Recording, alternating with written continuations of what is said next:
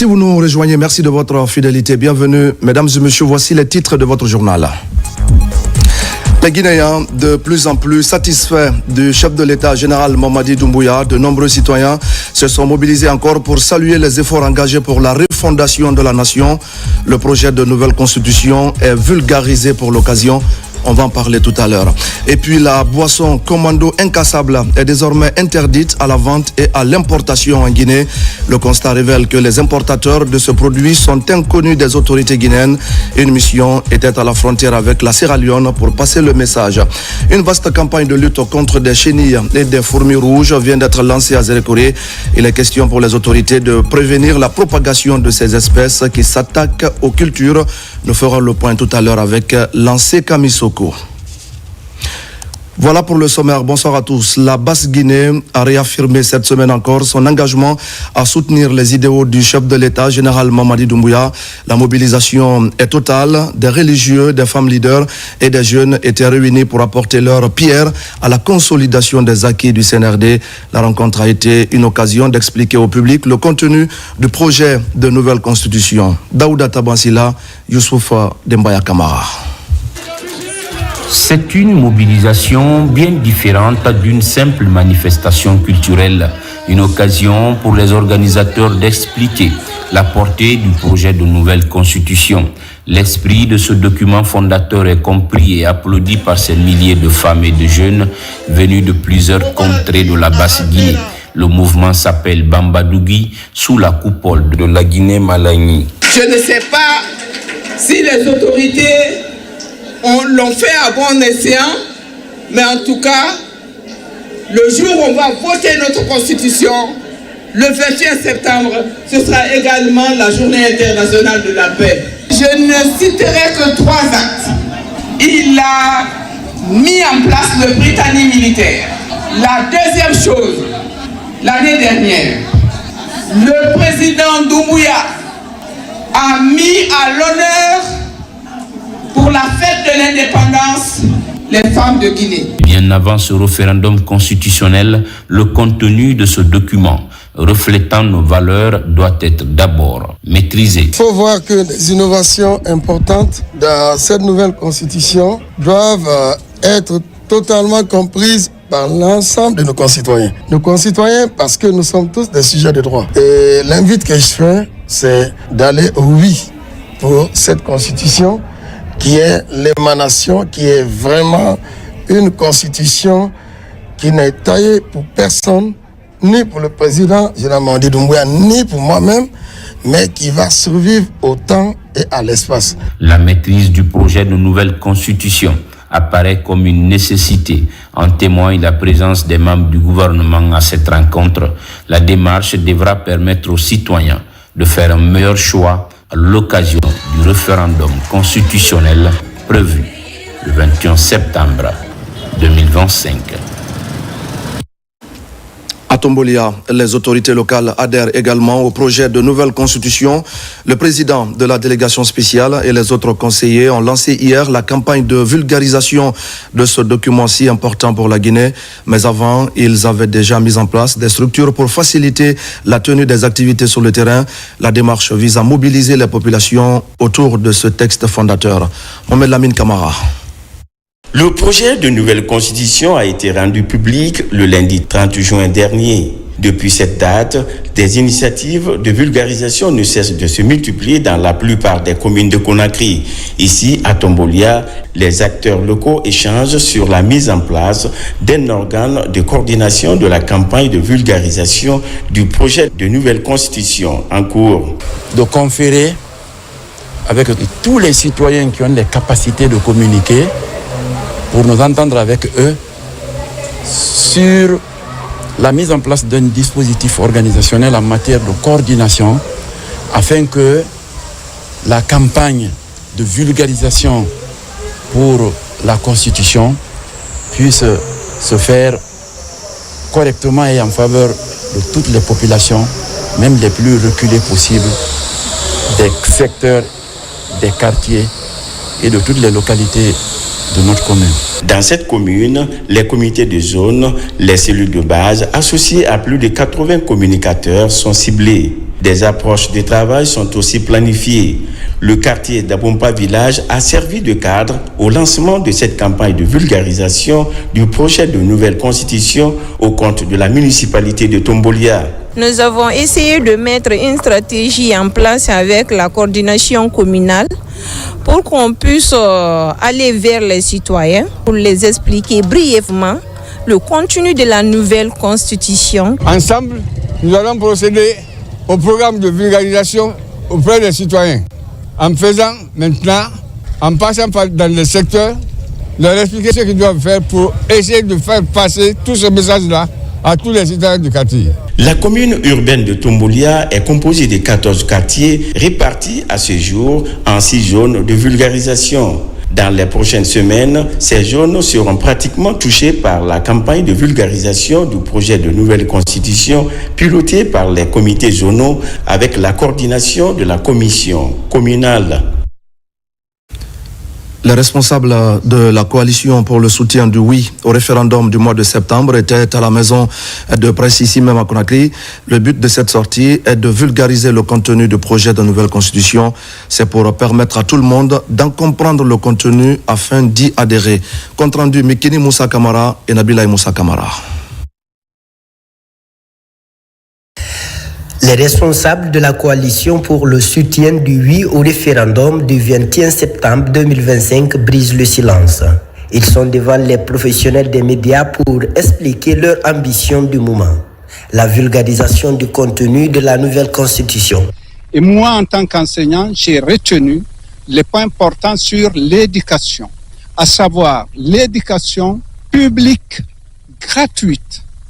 Et nous savons aujourd'hui, les familles, des milliers de familles guinéennes souffrent et ne peuvent pas scolariser leurs enfants. Mais cela ne suffisant, la nouvelle constitution, que la scolarité soit obligatoire jusqu'à l'âge de 16 ans. La nouvelle constitution, si tu vois qu'on se lève aujourd'hui pour soutenir cette nouvelle constitution, c'est parce que la nouvelle constitution prend en compte les enfants. Et les femmes, c'est les enfants. Et les femmes elles-mêmes. Il faut voir au niveau de la santé, la césarienne et le gratuit. Au cours de cette sortie, les avantages de ce projet sont énumérés pour éclairer l'opinion nationale et internationale sur le sujet. Ce qui est sûr, cette constitution, comme le dit déjà, le contenu, c'est une constitution qui nous ressemble et qui nous rassemble. En ce sens qu'il y a beaucoup de balises apportées par rapport à la gouvernance. Et cette gouvernance a été la base, l'émanation d'une consultation populaire et le point de vue de tout le peuple de Guinée. Créée en avril 2025 à Conakry, cette coalition est composée de 16 organisations de la société civile implantées à travers le pays. Et pendant ce temps, le 4e recensement général de la population et de l'habitation se poursuit sur l'ensemble du territoire national. Des experts internationaux sont à pied d'œuvre pour en suivre le déroulement. Ces experts participent à une mission d'observation placée sous l'égide du Fonds des Nations Unies pour la population. Ils doivent s'assurer que l'opération se déroule selon les normes internationales de transparence et de rigueur. Mohamed Sherif Kamara. Depuis le 1er juillet, le dénombrement principal du RGPH4 a démarré dans le pays. Des experts internationaux issus de la coopération Sud-Sud sont donc en mission en Guinée dans le cadre du 4e recensement général de la population et de l'habitation. Cette initiative, placée sous l'égide de l'UNFPA, vise à assurer une observation rigoureuse du processus sur toute l'étendue du territoire national. Nous venons de recevoir nos frères et sœurs d'Afrique sous la coopération Sud-Sud, organisée sous l'égide de l'UNFPA, pour venir voir exactement ce qui est en train de faire en Guinée dans le cadre du 4e recensement général de la population et de l'habitation. Ils sont venus, on les a demandé sous notre invitation pour venir voir exactement qu'est-ce qui est en train d'être fait. De son côté, le représentant résident de l'UNFPA a souligné l'importance de cette mission dans le cadre de la coopération entre les pays du Sud. Cette étape est d'autant plus intéressante parce qu'elle permet un enrichissement mutuel entre les pays impliqués afin de continuer le parcours d'harmonisation des statistiques au niveau sous-régional. Pourquoi ? Parce qu'en fait, il est très important, compte tenu de l'intégration sous-régionale, mais aussi continentale au niveau de l'Afrique, le fait d'utiliser des approches similaires et d'avoir des données comparables grâce à l'adoption de méthodologies aussi similaires. Cette mission d'observation traduit l'engagement de la Guinée et de ses partenaires à faire du RGPRH4 un processus inclusif, transparent et conforme aux standards internationaux. Les observations et recommandations issues de cette initiative contribueront à renforcer la qualité des données statistiques indispensables à la planification du développement national. Avant de poursuivre ce journal, le contenu de ce communiqué conjoint, ministère de l'Environnement et du Développement durable, ministère des Mines et de la Géologie, communiqué relatif au non-respect de la réglementation en matière d'exploitation artisanale, classique et mécanisée de l'or. Du 10 au 23 juin 2025, une mission conjointe des services techniques du ministère de l'Environnement et du Développement durable, du ministère des Mines et de la Géologie et du ministère de l'Administration du Territoire et de la Décentralisation a été effectuée dans la préfecture de Sigiri. L'objectif de la mission était l'identification et l'évaluation des risques, impacts environnementaux et sociaux liés à l'exploitation artisanale classique et l'exploitation mécanisée non autorisée. Ainsi, il a été observé une forte dégradation de l'environnement, notamment la pollution des cours d'eau. Sur la base de ces constats graves, nous réaffirmons avec fermeté que toute exploitation classique et mécanisée qui ne respecte pas les textes réglementaires est formellement interdite sur toute l'étendue du territoire national. Les équipements utilisés dans cette exploitation illégale seront saisis conformément aux textes en vigueur et toute personne physique et morale de nationalité guinéenne ou étrangère ne disposant pas d'autorisation fera l'objet de poursuites judiciaires et aucune autorisation d'exploitation ne lui sera accordée à l'avenir. Conakry, le 13 juillet 2025, le ministre de l'Environnement et du Développement durable, Mme Diami Diallo, ministre des Mines et de la Géologie, M. Bouna Silla. Je le disais tout à l'heure au sommaire, depuis quelques jours maintenant, l'Office national de contrôle de qualité retire la boisson commando incassable sur tout le marché national. Le constat révèle que les importateurs de ce produit en provenance de la Sierra Leone sont inconnus des autorités guinéennes. À cela s'ajoute la non-autorisation d'importer et de mettre la boisson sur le marché. Cette opération de retrait a été donc lancée à Madina. Une mission de l'ONCQ s'est ensuite rendue à la frontière avec la Sierra Leone pour passer le message d'interdiction d'importer. Abdul Karim Kamara. Le kilomètre 36, commune de Sanoya et son marché d'épinards, de légumes et de fruits. Ici, les agents de l'ONCQ bravent la pluie pour une sensibilisation doublée d'avertissements à l'égard des femmes qui vendent dans un environnement malsain ces produits, notamment les feuilles de patates et de manioc, des recettes culinaires très prisées en matière de sauce. Cela arrive à un moment où l'ONCQ mène aussi une croisade contre le jus commando incassable. Au grand marché de Madina, le retrait sur tous les marchés du pays de toute la production de cette boisson produite en Sierra Leone est lancé. Pour s'assurer que la population consomme de façon sereine, tous les agents sur toute l'étendue du territoire national sont déjà saisis, ils sont mobilisés pour que cette action de saisie et de retrait de cette boisson soit effective. Ce retrait du marché est motivé par le fait que l'importation du jus commando incassable et sa mise sur le marché guinéen ne sont pas autorisées. Dans la foulée, une mission de l'ONCQ se rend dans la commune de Farmoria, dans Fourekaria, par où rentre la boisson.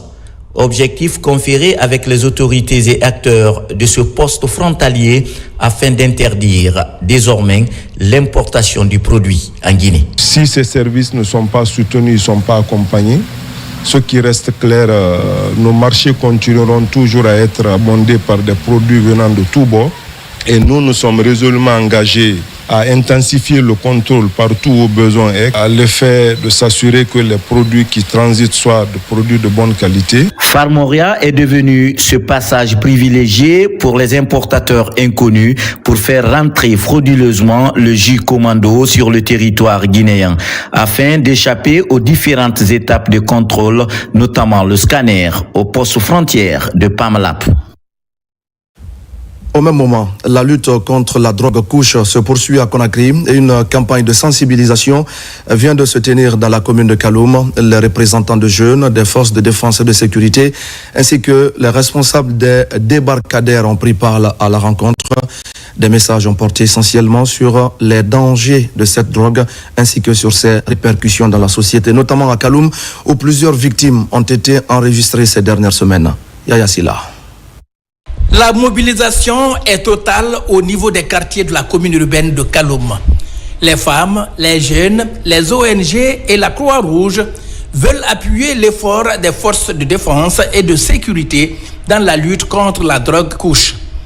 Ici, cette rencontre de sensibilisation est de permettre à chacun de renforcer la lutte en vue d'éviter le pire. C'est un fléau qui est en train de fatiguer la population de Conakry et plus les gens de Kaloum. Ça me fait très mal au cœur de voir les jeunes partir comme ça. Nous voulons mettre tout le monde dans la prévention.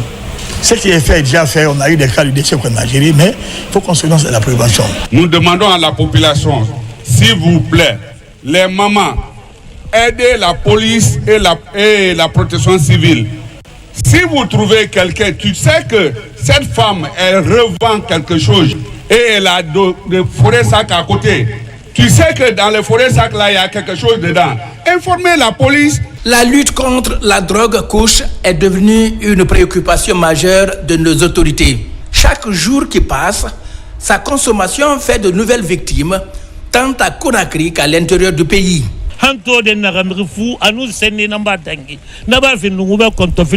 Il y a 16 personnes mortes depuis 2 semaines. Chaque fois, le maire demande d'enlever un cadavre 1 à 2 endroits. Nous sommes inquiets pour les jeunes. Nous demandons à tous les agents des forces de sécurité de se mettre à notre disposition dans les quartiers. Vous les femmes de Kaloum, levez-vous pour lutter contre cette drogue qui tue les jeunes. Nous, les femmes, sommes responsables de leur éducation. À l'image de la commune de Kaloum, cette campagne de sensibilisation touchera toutes les communes en vue de progressivement mettre fin à la pratique qui n'est pas sans effet aujourd'hui sur la jeunesse. Merci à Yaya Silla. Dans l'actualité encore, le CHU donc a fait des progrès en matière d'investissement dans le capital humain. Cela se matérialise notamment par ce programme de certification en urgence cardio-respiratoire. C'est un programme à reconnaissance internationale qui va permettre au personnel des urgences de davantage qualifier ses méthodes de travail. C'est surtout une innovation dans la gestion des ressources humaines menée pendant plus de 3 semaines par un expert mondialement reconnu. Tiano Ousmane Diallo. Face au cas d'urgence médicale, chaque seconde compte. Pour plus d'efficacité, les responsables du CHU Donka font appel à l'expertise canadienne et procèdent à un transfert de compétences en soins avancés de réanimation. Pour chaque type de patient, des techniques adaptées sont apprises au personnel médical. C'est d'outiller les intervenants à maximiser leur prise en charge lorsqu'ils font face à une urgence cardio-respiratoire, que ce soit chez les adultes ou encore chez les enfants, de maximiser la prise de décision, parce qu'en réanimation, c'est important de prendre les bonnes décisions au bon moment et surtout de faire les gestes qui ont un impact pour changer l'évolution des patients, donc les réanimer. Ça réveille l'esprit et ce qu'on ne connaissait pas, on connaît déjà. Aux urgences, nous recevons vraiment des cas qui sont critiques. Nous recevons des enfants en détresse. Donc ça nous permet de faire une prise en charge adéquate, de faire une réanimation de qualité. Une trentaine d'agents de santé du CHU Donka bénéficient de ce programme inscrit dans le plan global de qualification des ressources humaines, avec aussi pour enjeu de déboucher sur une certification en reconnaissance internationale dans la prise en charge des urgences cardio-respiratoires. C'est extrêmement important pour nous vraiment de renforcer leurs capacités, mais aussi de les hisser aux standards internationaux. Avec cette formation-là, ils vont faire un examen donné par la Fondation Cœur Canada. Ils vont être certifiés en ACLS, qui est une formation de niveau avancé en réanimation cardiovasculaire. Une fois certifiés, les agents formés vont pouvoir disséminer les connaissances acquises auprès des professionnels d'autres services, tant au CHU Donka que dans les autres hôpitaux de la Guinée ou en milieu universitaire. Dans la 3e région militaire de Kankan, la rencontre d'un médecin-chef pour renforcer la capacité opérationnelle des hommes en uniforme. Au cœur de ce rendez-vous, renouveler des engagements pour améliorer le système de santé au sein des centres médicaux des forces de défense et de sécurité. Un nouveau plan d'action est adopté afin de relever des défis spécifiques de la médecine militaire. Yamo Kaba et Marwan Kamara. Au camp Souniata Keita, ce rendez-vous sanitaire revient tous les 6 mois pour corriger des imperfections. Il regroupe des médecins militaires venus des centres de soins médicaux de la savane guinéenne. Des regards se croisent pour valider un nouveau plan de travail pour les 6 prochains mois. Au cours du conclave, exposer de nouvelles orientations sur l'ensemble des structures hospitalières de l'armée. Nous nous retrouvons tout le temps pour essayer de parler de nos différentes activités, les difficultés rencontrées par rapport au commandement, par rapport aux populations. Donc cette rencontre fortifie davantage l'élan que nous devons prendre par rapport à toutes les démarches liées à la consultation, liées au traitement et au suivi, n'est-ce pas, des malades, qu'ils soient militaires ou civils. Je ne fais que féliciter tout le personnel soignant du centre médico-chirurgical des armées de la 3e région militaire, particulièrement le médecin-chef et son adjoint, qui ne cessent d'apporter le soutien à tout le monde. À mon niveau, je ferai tout ce que j'essaie de les apporter pour qu'ils puissent traiter nos hommes. La synergie d'action est renforcée pour relever des défis spécifiques de la santé civilo-militaire. Les bases d'un écosystème durable sont jetées pour renforcer la capacité opérationnelle des centres de soins des différentes unités. Venir contrôler, venir échanger autour de l'ensemble des situations qui se passent dans ces centres-là, c'est une très bonne chose et ça donne une certaine redynamisation dans le cadre du professionnalisme au niveau des acteurs de ces centres-là. La synergie d'action est renforcée pour relever des défis spécifiques de la santé civilo-militaire. Les bases d'un écosystème durable sont jetées pour renforcer la capacité opérationnelle des centres de soins des différentes unités. On en vient maintenant à cette rencontre axée sur la promotion du genre en Guinée. Pour gagner le pari, les acteurs impliqués dans ce combat se sont planchés sur les mécanismes de coordination intersectorielle à Conakry. L'action est accompagnée par certains partenaires du ministère de la Promotion féminine. Mohamed Kamara. Quelques jours après la validation de la politique nationale JAR 3, le ministère en charge de la promotion féminine multiplie des stratégies pour faire de la promotion des questions du genre une réalité dans le pays. Cette rencontre de réflexion sur le mécanisme de coordination intersectorielle et l'appui à la promotion du genre matérialise cet engagement. Notre pays s'est engagé à l'horizon 2040 à devenir un État émergent et prospère, garant du bien-être de sa population et de l'avenir des générations futures. Pour atteindre cet objectif, il est impératif de réduire toutes les formes d'inégalité entre les femmes et les hommes, les filles et les garçons.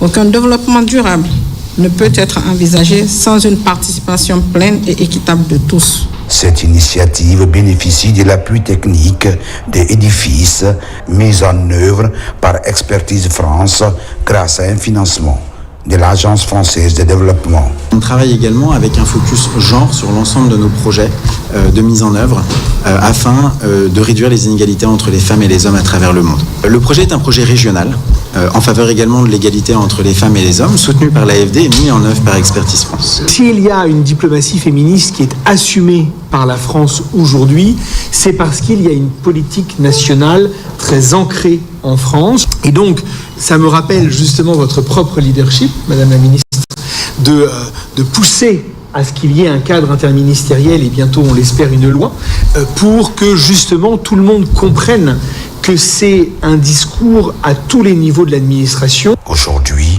la promotion des questions du genre est menée dans tous les départements sectoriels du pays. Une avancée rendue possible grâce au ministère en charge de la promotion des femmes, appuyé par les partenaires. Lancement dans la forêt de Kakimbo de la campagne de reboisement 2025 pour la commune de Ratoma. Au cours de cette opération, plus de 1500 plants seront mis en terre. C'est pour sauver les berges de la rivière Kakimbo où plusieurs bâtiments sont construits, notamment au niveau des sources d'eau. C'est le quartier équipé qui porte l'initiative en collaboration avec les autorités locales. Moussa Bangoura. Ensemble, faisons renaître la nature à Ratoma. C'est sous ce slogan que la campagne de reboisement est lancée dans le quartier équipé. Ici, sur les berges de la rivière Kakimbo, autorités locales et cadres techniciens de l'environnement unissent les efforts pour réussir cette opération d'utilité publique. Cette campagne que vous voyez se reproduit maintenant. Les citoyens ont trouvé qu'il y a une érosion qui est en train de les embêter et il fallait donc qu'ils initient, les habitants, une campagne de reboisement. Il faudra simplement que chaque quartier accepte de prendre ses responsabilités et la municipalité sera là pour les appuyer. Retenu par le gouvernement comme forêt classée il y a plus de 40 ans, d'une superficie de 115 hectares, Kakimbo ne compte aujourd'hui que 29 hectares à cause des actions anthropiques. Dans cet exercice de sauvegarde de l'environnement, 1600 plants seront mis en terre. Cette vulgarisation, c'est au chef secteur, au chef carré et aux autres membres du conseil de quartier que je demanderai d'intensifier la campagne. Qui connaît Kakimbo? Si tu as de l'argent à mettre dedans, tu le feras pour sauver la population. Ce reboisement est très capital. Ça enrichit leur quartier en espace vert. Cette forêt classée de Kakimbo, il y a 9 forages de la SEC qui sont dedans, qui ravitaillent la commune en eau potable. Donc plus c'est reboisé, plus il y a des arbres, plus il y a la pluie, plus l'eau souterraine se renforce en eau potable. En plus du reboisement, les occupants des berges de la rivière Kakimbo sont sensibilisés pour lutter contre d'éventuels cas d'inondation qui causent de nombreux dégâts en cette période de grande pluie. Dans l'actualité encore, l'AGEROUTE et l'Agence guinéenne d'exécution des travaux d'intérêt public pour l'emploi continuent de renforcer leur collaboration sur le terrain. Les deux structures ont lancé hier une vaste opération de curage des caniveaux dans les communes de Matam et Dixine. L'initiative, qui a connu la participation de l'international guinéen Serou Girassi, vise à mieux occuper les jeunes et à prévenir des inondations. Moussa Komara. C'est un signal fort en faveur de la salubrité publique et de la prévention des inondations. L'Agence guinéenne d'exécution des travaux d'intérêt public pour l'emploi lance une vaste opération de curage des caniveaux dans les communes de Matam et Dixine. Un acte citoyen, une mobilisation collective et une stade du ballon rond pour rappeler que l'environnement, c'est l'affaire de tous.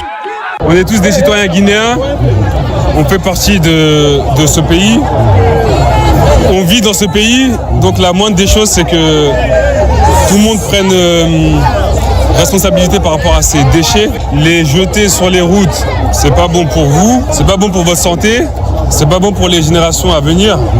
Avec l'implication des jeunes, des femmes et des leaders locaux, l'opération concerne plusieurs quartiers.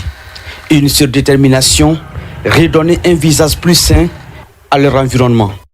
Aujourd'hui, nous sommes avec ces jeunes qui sont de notre ressort, qui viennent curer leurs propres caniveaux pour qu'il puisse y avoir la propriété dans le quartier. Donc il est important que ces quartiers-là soient favorisés dans ce qu'on est en train de faire et que vous travaillez pour nettoyer complètement les fosses pour éviter que ces quartiers-là ne soient inondés. Cette campagne s'inscrit dans une logique de prévention durable face aux inondations, mais aussi de sensibilisation communautaire.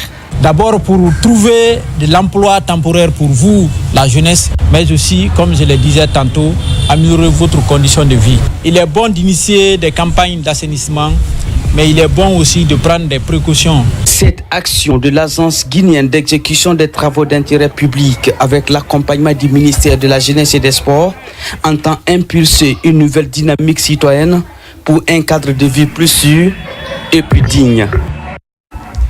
À Hermakono, dans la commune de Matam, les jeunes s'engagent également à lutter contre les ordures. Réunis au sein du mouvement SOMAD, ils ont curé les caniveaux le long de l'autoroute Fidel Castro. Leur objectif est aussi de véhiculer des messages de sensibilisation sur les risques d'inondation dans le Grand Conakry, surtout en cette période de grande pluie. Abakar Junior Kamara. En cette période de grande pluie, plusieurs quartiers de la capitale enregistrent des inondations. Pour assister donc les services techniques de l'État à lutter contre ce phénomène, la jeunesse de Hermakono, dans la commune de Matam, réunie au sein du mouvement SOMAD, retrousse les manches pour créer des caniveaux au long de l'autoroute Fidel Castro. Un acte citoyen qui améliore le cadre de vie des populations. Cette action citoyenne traduit l'engagement des jeunes de Hermakono à améliorer le cadre de vie de nos familles. Nous invitons tous les quartiers de Conakry à en faire de même. Vous avez vu les caniveaux qu'on a curés.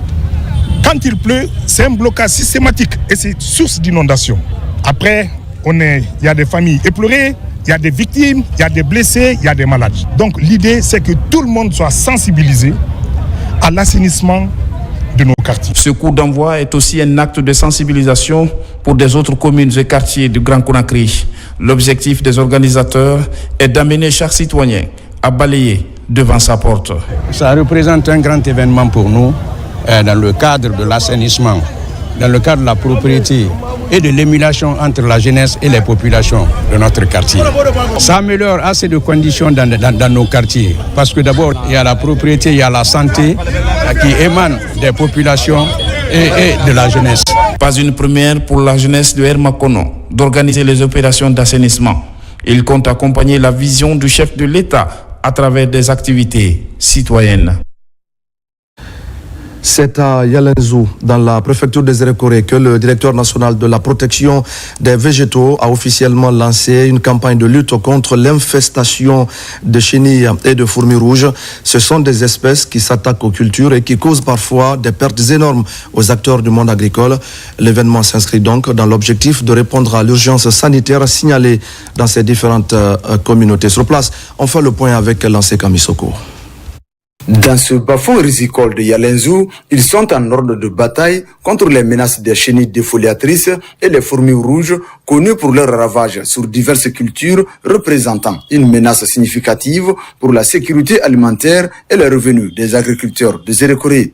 L'initiative est de la Direction nationale de la protection des végétaux, visant à protéger les récoltes et à soutenir les efforts des agriculteurs face à ces nuisibles. Au-delà effectivement de l'impact sur les cultures, mais il y a un impact de santé publique aussi qui est là, parce qu'elles sont tellement dangereuses pour la santé humaine. Donc, vu la situation, le ministre de l'Agriculture et de l'Élevage, à son Excellence M. Félix Lama, n'a pas vraiment ménagé d'efforts. Effectivement, il a mobilisé toutes les ressources possibles et mobilisé l'équipe pour se rendre effectivement sur le terrain à Zérékoré et pour stopper cette situation. Cette réponse immédiate au cri de cœur du territoire de Zérékoré est un réconfort pour les autorités administratives. Il y a une situation, une calamité naturelle qui avait été signalée à monsieur le chef de département il y a de cela 48 heures. Nous voilà aujourd'hui, toutes les dispositions ont été prises pour venir stopper systématiquement ces fourmis et ces chenilles ravageuses. Partie de 2 localités, la menace des chenilles défoliatrices concerne aujourd'hui presque toute la région forestière, les préfectures de Sigiri, Kankan et Kirouané en Haute-Guinée. On va parler à présent de la remise de matériel de pêche aux communautés de Bagéa dans la commune rurale de Horira. Il s'agit d'accompagner les populations impactées par les activités de sol guinéen. Bateaux de pêche, gilets de sauvetage et autres équipements ont été remis aux bénéficiaires. Mamadou Alpha Baldé pour des explications. Accompagner les communautés locales impactées par les activités industrielles dans leur localité, allier développement et respect des normes environnementales ou encore cultiver la bonne cohabitation entre les populations et les entreprises. La politique du gouvernement dans ce domaine enregistre des succès. À Baguéa, dans Horira, la forte communauté des pêcheurs se frotte les mains. Sol Guinée leur offre de nombreux matériels de pêche, dont un bateau, des gilets de sauvetage, des filets et des congélateurs. Vous pouvez comprendre, ces dons ne sont que le début d'un processus d'accompagnement que nous allons faire. Et nous nous invitons dans cette dynamique, non seulement par l'emploi de beaucoup de jeunes de la localité, mais aussi dans le cadre de l'accompagnement de tous les acteurs socio-proportionnels. Ce don vient ainsi favoriser la résilience de ces communautés affectées par la construction du port de Ténia. La cohabitation, ce qui va faire à ce que vous, les sociétés et les communautés, vous viviez en frères, main dans la main. Je voudrais aussi vous demander d'être constamment auprès de ces communautés. Nous sommes très contents aujourd'hui pour cette don qu'ils nous ont donné. Vraiment, c'est une très grande fierté pour nous aujourd'hui. Sol Guinée promet de poursuivre ses œuvres sociales en vue de contribuer à l'amélioration continue des conditions de vie des populations vivant dans sa zone d'intervention. Et voilà, mesdames et messieurs, c'est la fin de ce journal. Merci à tous de l'avoir suivi. Je vous retrouve bientôt pour d'autres actualités de la Guinée, notre paradis, terre de richesse et d'innovation. Je vous souhaite à tous de passer une belle soirée en compagnie de nos programmes.